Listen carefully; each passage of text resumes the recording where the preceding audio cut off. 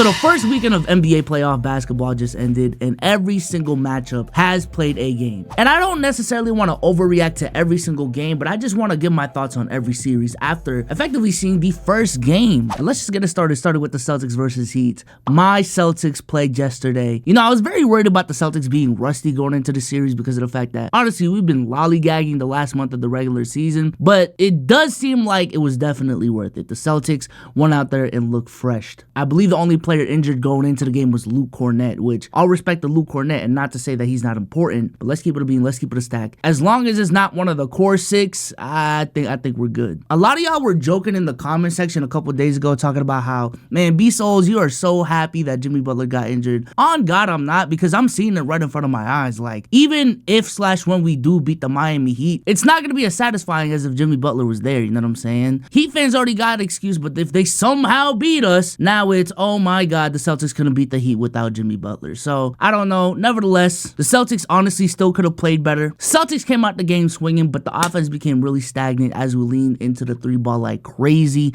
in the second and third quarter. Luckily, we just have the personnel to have so many shooters on the court that it's honestly not that big of a deal, but that is a little bit worrisome to me how we're leaning into the three ball as much as we are. But nevertheless, after the first game, I still got the series ending in 4 to 5 games. Next up, we got the Cavaliers versus the Magic, with the Cleveland Cavaliers winning game 1. And I'm not gonna lie, I was very concerned about the Cavs going into the series just because Donovan Mitchell did not look good in that last month of the regular season. But if Donovan Mitchell plays like he did in game 1 the rest of the series, I might have to eat my words on the Cleveland Cavaliers. Because in game 1, Donovan Mitchell dropped the 30 ball and looked really, really good out there. Evan Mobley looked good out there. Jarrett Allen, 16 points and 18 rebounds with 2 steals. He was looking like a monster out there. And then on the other side, I understand Orlando has made a name for being a defensive team, which still honestly held up in this game because the Cavs still only scored 97 points. But that offense is just, there's not enough offense on this team. And when you're facing another team who is 6th in defense respectively, with the offensive weapons that they have, honestly, I may have to take my pick back and lean towards the Cleveland Cavaliers winning this series. I ain't gonna lie. I understand it's only game 1. We got a long series to go. But yeah, if Donovan Mitchell was playing like this, they might got it this year. Next up, we got the Bucks versus Pacers. And yeah, shout out Damian Lillard, because in the first half, it looked like he was having one of those Damian Lillard games. And y'all know what I mean when I say Damian Lillard is looking like he's having one of those Damian Lillard games. The 60 bomb, the 70 bombs, where it just looks like he cannot fucking miss. Well, he had that in the first half, because in the second half, he had 0 points. Womp womp. But the Bucks were so dominant in the first half that in the second half, all they needed to do was not make too many errors, and they had the game in the bag,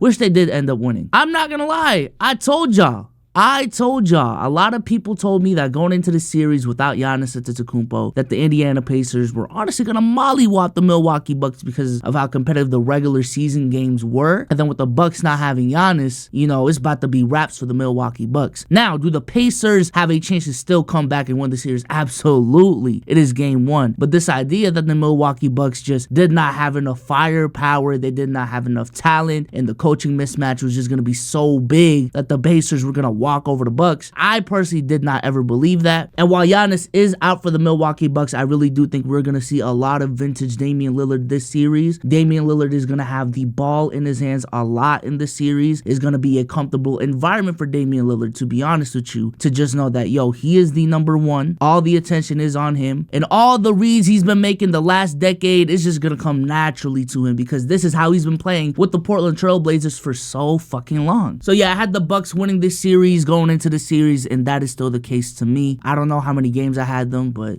Bucks got this. Bucks got this. Next up, we have the Knicks versus the 76ers, an electric game. Madison Square was electric in game 1, as expected, even post-game, especially after they won game 1. New York was jumping. Shout out to the Northeast teams, man. Shout out to the Sixers, shout out to the Knicks, shout out to the Celtics, because in the Eastern Conference, I'm gonna keep it a stack. We got the best fans. We got the most rowdy, we got the most, honestly, toxic fans. But honestly, my biggest takeaway from this is just how deep the New York Knicks are. And not to say that they're 11 deep, but I'm looking at their score spread from that game. 11 points from OG, 22 from Josh Hart, 6 points from Isaiah Hartenstein, which is nothing crazy, that's fine. Jalen Brunson was able to give you 22. Dante DiVincenzo was able to give you 8. Bojan gave you 13. Mitchell Robinson gave you 8. And Miles McBride gave you 21. And this is with Julius Randle still injured. Just the fact that Jalen Brunson can have an off game, Dante DiVincenzo can have an off game, and you got a guy like Miles McBride ready to step up and give you 21 points, shoot 5 threes, make 5 threes, excuse me. Like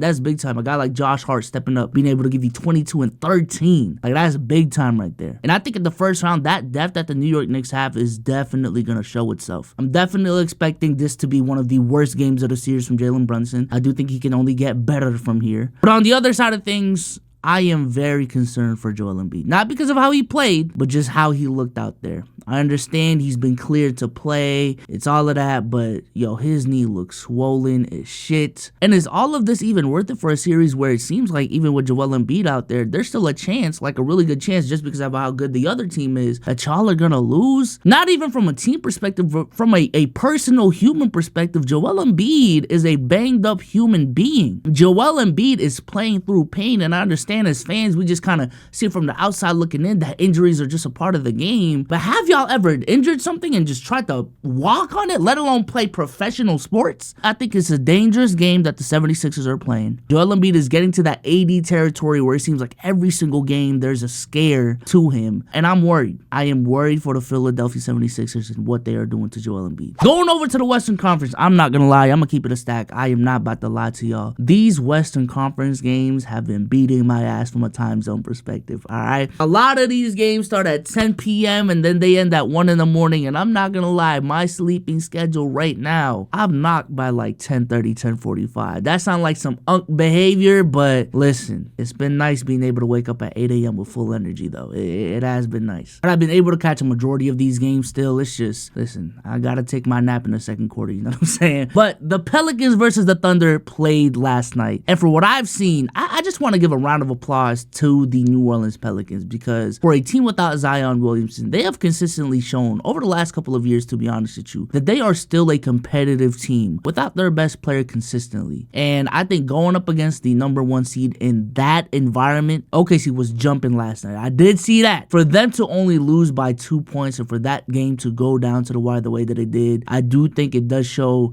how much talent is on the New Orleans Pelicans and how well coached they are. And mind you, this is a game where Brandon Ingram shot 5 of 17 from the field. CJ McCollum shot 9 of 22. Herb Jones shot 2 of 10. And they were still able to keep it close against the Oklahoma City Thunder. I think that says a lot about the New Orleans Pelicans. And I really do wish, especially now, that Zion never got injured. Moving on to the Oklahoma City Thunder, a team that, you know, a lot has been made about this team's lack of experience going into their first game. I think they played pretty well. You know, Shea specifically was looking like Shea Butter out there. 28 points, 4 assists, 6 rebounds. You know what I'm saying? He shot 11 of 24 from the field. That's not the 50 that we're used to, but that's still good to me. Got to the line 7 times, shot 6 of 7 from there. Chet Holmgren with a monster 5 blocks. He gave you 11 boards. He gave you some spacing, hit 2 threes. Could be better himself. J-Dub gave you 19 points, 7 rebounds, and 4 assists on some high efficiency. But just looking at the game, the final score was 94-92, so it did seem like a defensive game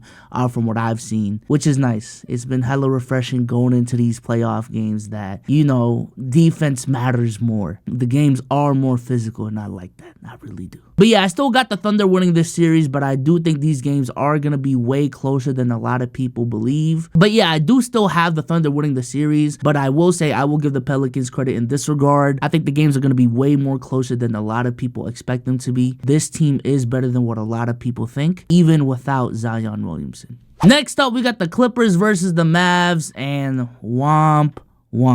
I'm gonna be honest with y'all. I thought we were gonna get a Luka Kyrie masterclass, a statement game on the road, and we was about to have some crazy discourse on the timeline. That's what I thought was gonna happen. But the Clippers came out there sharp. They came out there ready. The Clippers looked like they had some bigger fish to fry. Like they was playing like Man, the Mavs, they came with that type of energy, which is crazy. Unfortunately, Daniel Gafford did get injured relatively early in this game. He only played 14 minutes, and he did not play the rest of this game. But I will say this, it did not take long for this game to really blow up. So by the time Daniel Gafford was out the game, the Mavericks were already in an uphill battle, to be honest with you. Now, the Mavs did have a little fake fourth quarter comeback, but as you can see right here, the biggest lead in the game was 29, and the Clippers held the lead on for the entirety of the game. Just a dominant masterclass from the Clippers. We had a vintage performance from James Harden. He put up 28 points and 8 assists. Paul George didn't have the craziest game in the world, but he did look very aggressive out there, and he still ended up giving you 22 points this game.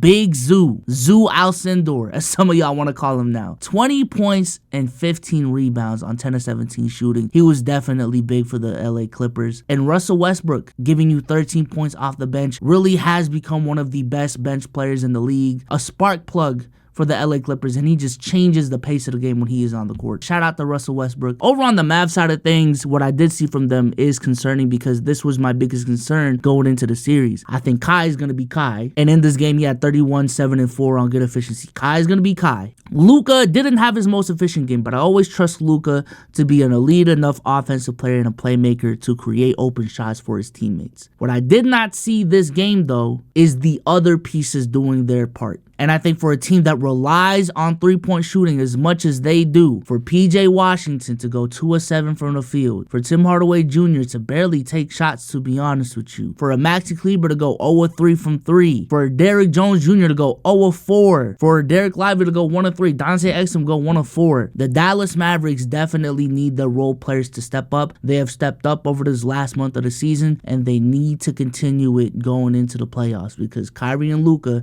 definitely do need help, and that help needs to show up. Next, we got the Timberwolves versus the Suns, and the Minnesota Timberwolves did end up winning game 1. And my goodness, did they show they are one of the most well-rounded teams in the league with this performance right here. Very, very even spread right here. Karl Anthony Towns gave you 19, Gobert had 14, Ant had 33, Naz Reid had 12, Nickeil Alexander-Walker had 18. And this is with Mike Conley going 2 of 12 from the field, which is definitely not a normal for Mike Conley. Like, this was just a very, very solid performance from the Minnesota Timberwolves. I know Anthony Edwards had that crazy moment with KD talking that talk, and I love that. Let's tell this old generation that we are here and we're about to snatch that crown. You don't gotta give it to us. We're gonna snatch it, whether you like it or not. And Anthony Edwards going out there giving you 33, 6, and 9. Shot 58% from the field, 50% from 3. That was, to me, that's a statement game. That's a statement game to me. On the other side of things, the Phoenix Suns did not look their best. It is only game 1, so I don't want to make too many overreactions. But listen, the Phoenix Suns set up their team to rely on that big 3. They traded a lot to have the star power. That star power needs to show up. KD did his part. KD went out there and had 31 and 7 on his crazy efficiency like he usually has. He did have 5 turnovers though, I will say that. But Devin Booker, 18 points on 5 of 16 from the field. What's going on? Bradley Beal was cool. He had 15 points, shot 60% from the field. Not the worst game, but I will say this. When you see Devin Booker having the slump that he had that game, Bradley Beal, you are there to step up, because KD is going to need help going up against his Minnesota Timberwolves. And if we're going out there banking on Eric Gordon to step up, we got to rely on a Grayson Allen to step up. This series could be over shorter than what it should be. And last but not least, we got the Lakers versus the Nuggets. And I'm actually pissed because, listen, I'm still clinging on to a Celtics-Lakers finals if that's a possibility. I really want that to happen in my lifetime again, dog. And in the first half, the Lakers were looking good. I will say that. AD and Bron was out there on a mission. Bron was hitting logo, hezzy threes. AD was dominating offensively. Like, look at these first half numbers. LeBron had 19, 5 and 3. AD had 18, 7 and 3. Like, those two specifically look really, really good. Now, in the second half, Anthony Davis honestly still played fine. I understand he wasn't the most efficient from the field. He did take 4 threes, which I did not like. I don't like AD taking 4 threes in just one half alone. But he still had 14 points and 7 rebounds. LeBron, though, 8 points in the second half doesn't look that bad on this efficiency. But specifically in the fourth quarter, when we need you to turn up, the fact that in the fourth quarter, you only shot 2 shots, and I believe both of them was when the game was really put away already, that is unacceptable. And speaking of unacceptable from the Los Angeles Lakers, D'Angelo Russell shooting 6 of 20 from the field, 1 of 9 from 3. Oh my goodness. When you are out there playing the second most minutes on the team, we need you to be effective. I don't know why Darvin Ham didn't give more minutes to a Spencer Dinwiddie when D'Angelo Russell clearly didn't have it going on. Hell, I would have liked to even see more Gabe Vincent minutes, or just hell, run LeBron at point. Put a lineup out there of Taurean Prince, Austin Reeves, Rui, and AD, and let's see how that rolls. Let's see how that rolls. But yeah, D'Lo shooting 6 of 20 from the field. Hopefully this is the worst he'll look in the series, but he was definitely a big reason as to why this Lakers team could not come back and play consistently dominant basketball throughout this whole game. Meanwhile, with the Denver Nuggets, I mean, what can you even say? This is the Denver Nuggets with the best player in the world. They are the defending champs for a reason, and they play championship level basketball out there. I don't know what to tell you. This is a night too where, you know, Jamal Murray wasn't even hitting those crazy shots that we're used to seeing from Jamal Murray specifically against the Lakers, but he was still able to facilitate and give you 10 assists with 0 turnovers, which I think is huge. Aaron Gordon too, giving you 7 assists with 1 turnover, like that's kind of crazy. The Lakers still have no answer for Nikola Jokic, and Nikola Jokic looked like a beast out there like he usually does. And I'ma just keep it a stack. From what I seen in game 1, this series could play out damn near exactly how it did last season. Every single game is going to be competitive, more than it meets the box score if you actually watch the games. There's going to be these moments in every single game where the Denver Nuggets just look unstoppable. They separate themselves from the Los Angeles Lakers. The Lakers have to come back from an uphill battle, and they're just not able to, because even if they get it close, the Denver Nuggets have Nikola Jokic and Jamal Murray out there to close out the game, and they are just a very, very well coached team with exceptional players. And this series, even though the games will be close, could still end in 4 to 5 games. I'm not gonna lie. I'm not gonna lie, that's just how crazy the Denver Nuggets are, man. But with that being said, if you guys enjoyed this video, subscribe to the channel for more. Let me know what y'all think in the comment section down below. Did any of these game ones really move y'all for real? I think for me, the only one that really moved me for real was the Cavs versus Magic game 1, to be honest with you. I think to overreact on that Clippers game 1 is gonna be a little bit too much of an overreaction, and everything else is going as I thought it'd be, to be honest with you. But with that being said, I am out of here. Peace.